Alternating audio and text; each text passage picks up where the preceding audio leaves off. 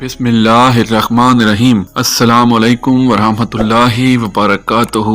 Viewer, मेरी आज की वीडियो में कहानी का उन्वान है जिंदगी पर अस्पाक। एक आदमी था जिसके 4 बेटे थे। वो चाहता था कि इसके बेटे ये सीखें कि चीजों का जल्द फैसला ना करें। चुनाचे उसने उनमें से हर एक को तलाश के लिए भेजा। बदले में वो जाकर नाशपाती के दरख्त को देखे जो बहुत दूर था।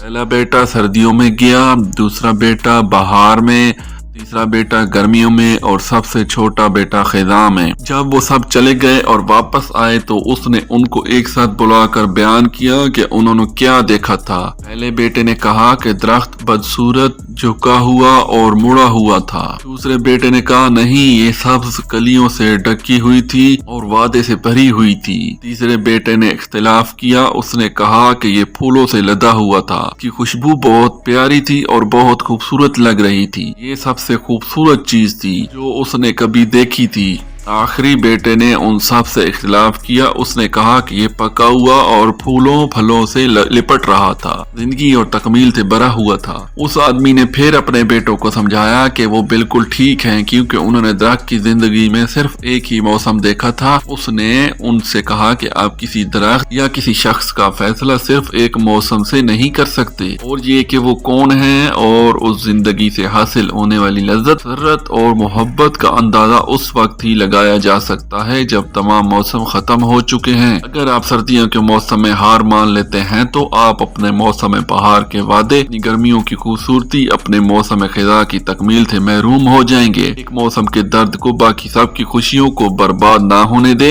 एक मुश्किल वक्त से जिंदगी का फैसला ना करें। मुश्किल हालात में साबित कदम रहें और बेहतर वक्त किसी न किसी वक्त या बाद में आने का यकीन है।